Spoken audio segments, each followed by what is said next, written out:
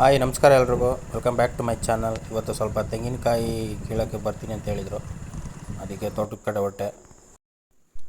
ನಾವು ಬರುವಷ್ಟರಲ್ಲಿ ಆಲ್ರೆಡಿ ತೆಂಗಿನಕಾಯಿ ಕೀಳೋರು ತೋಟದ ಬಂದಿದ್ದರು ನಮಗಿಂತ ಮುಂಚೆನೇ. ಅವರು ಬಂದು ಸ್ವಲ್ಪ ಡ್ರೆಸ್ ಎಲ್ಲ ಚೇಂಜ್ ಮಾಡಬೇಕಲ್ಲ, ಅವರು ರೆಡಿ ಆಗ್ತಾಯಿದ್ರು ಮರ ಕೀಳೋಕ್ಕೆ. ಅಷ್ಟರಲ್ಲಿ ಇಲ್ಲಿ ಯಾರು ನಮ್ಮ ತ್ಯಾಗದ ಮರದಲ್ಲಿ ಹುಡುಗ ಸೊಪ್ಪು ಕಡಿತಾ ಇದ್ದ. ಅವನು ಯಾರು ಏನು ಎತ್ತ ಅಂತ ಅವನು ಮಾತಾಡಿಸ್ಕೊಂಡು ಒಂದು 3-4 ಚೀಲ ಬೇಕಿತ್ತು ಕಾಯೋರೋಕ್ಕೆ. ಅಲ್ಲೇ ಶೆಡ್ಡಲ್ಲಿ ಇರ್ತವೆ ಅಂದ್ಬಿಟ್ಟು ಶೆಡ್ ಹತ್ರ ಬಂದೆ ಚೀಲ ತಗೊಳ್ಳೋಣ ಅಂತ. ಹಾಗೆ ಶೆಡ್ ಹತ್ರ ಬಂದೆ. ಆಮೇಲೆ ಒಂದು 3-4 ಚೀಲ ಬೇಕಿತ್ತು. ಕಾಯಿ ತುಂಬ್ಕೊಂಡೋಗಿ ಅಲ್ಲಿ ಒಂದು ಗುಡ್ಡೆಗೆ ಸುರಿಬೇಕು, ಅದಕ್ಕೆ 3-4 ಚೀಲ ಬೇಕಿತ್ತು. ಚೀಲನೂ ತಗೊಂಡು ಹಾಗೆ ಹೊಟ್ಟೆ ತೋಟದ ಕಡೆಗೆ. ನಾವು ಬರೋಷ್ಟರಲ್ಲಿ ಆಲ್ರೆಡಿ ಅವರು ಮರನ ಹತ್ತಾಯಿದ್ರು ನೋಡಿ. ಮರ ಹತ್ತವ್ರು. ಈ ಥರ ಮಿಷಿನ್ ಇವಾಗ ತುಂಬ ಈಸಿ, ಮುಂಚೆ ಥರ ಏನು ಕಷ್ಟ ಇಲ್ಲ. ಬಟ್ ಸೇಫ್ಟಿಯಾಗಿ ಹುಷಾರಾಗಿ ಹತ್ತಿ ಇಳಿಬೇಕು. ನಮ್ಮೂರ ಕಡೆ ಬಂದು ಒಂದು ಮರಕ್ಕೆ 30 ರೂಪಾಯಿ ಇದೆ. ಒಂದು ಮರ ಹತ್ತಿ ಇಳಿಯೋಕ್ಕೆ 30 ರೂಪಾಯಿ ಚಾರ್ಜ್ ಮಾಡ್ತಾರೆ. ಕಾಯಿ ಕೀಳ್ತಾಯಿದ್ದಂಗೆ ನಾವು ಎಲ್ಲ ಒಂದು ಕಡೆ ಗುಡ್ಡೆ ಹಾಕಿ ಅವರು ಚೀಲಕ್ಕೆ ತುಂಬಿಕೊಡ್ತಾಯಿದ್ರು. ನಾನು ತಗೊಂಡೋಗಿ ಆ ಕಡೆ ರೋಡಿಂದ ಆ ಕಡೆಗೆ ಒಂದು ತೋಟ ಇದೆ, ಎಲ್ಲ ಒಂದು ಕಡೆ ಹಾಕೋಣ, ಇಲ್ಲಿದ್ದು ಎರಡು ಒಂದು ಕಡೆ ಹಾಕೋಣ ಅಂದ್ಬಿಟ್ಟು ಅವ್ರು ತುಂಬಿಕೊಡ್ತಾಯಿದ್ರು. ನಾನು ಮೂಟೆಯಲ್ಲಿ ಹೊತ್ಕೊಂಡೋಗಿ ಸುರಿತಾ ಇದ್ದೆ. ಈ ಮರಗಳು ಬಂದು ಸುಮಾರು ಒಂದು 35 ವರ್ಷದ ಹಳೆ ಮರಗಳಿವು. ಇದು ಸರಿಯಾಗಿ ನೀರಿಲ್ಲದೆ ಹಿಂಗೆ ಆಗ್ಬಿಟ್ಟವು ಅಷ್ಟೇ. ಇದು ಎಲ್ಲ ನಮ್ಮ ಅಜ್ಜಿ ಊರಿಂದ ಒಟ್ಲಾಗಿ ತಂದು ನೆಟ್ಟಿದ್ದು. ನಮ್ಮ ಅಪ್ಪಾಜಿಯವರ ಮದುವೆ ಆದಮೇಲೆ ಆ ಟೈಮಲ್ಲಿ ನೆಟ್ಟಿದ್ದು ಇದೆಲ್ಲ. ನಮ್ಮ ಮಾವ ಮತ್ತು ನಮ್ಮ ಅಪ್ಪಾಜಿಯವರೆಲ್ಲ ನೆಟ್ಟಿದ್ದು ಮರಗಳಿವು.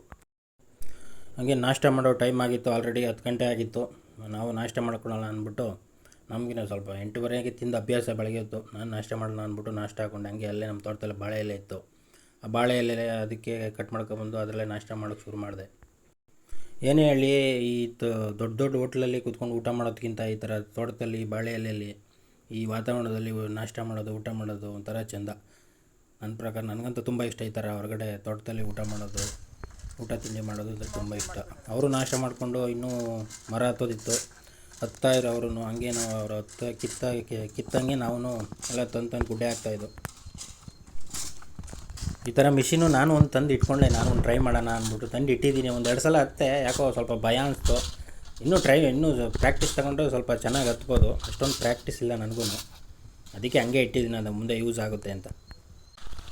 ಕೆಲವೊಂದು ಮರಗಳಲ್ಲಿ ಕೆಂಚಕಾಯಿ ಎಲ್ಲ ಗೂಡು ಕಟ್ಬಿಟ್ಟಿತ್ತು. ಕಾಯಿ ಕೀಳೋದ್ರಲ್ಲಿ ಮರ ಹತ್ತೋದೇ ತುಂಬ ಕಷ್ಟ ಆಗಿತ್ತು. ಅಂಥದ್ರಲ್ಲೂ ಅವನ್ನ ಹೆಂಗೋ ಮಾಡಿ ಕಿತ್ತರು.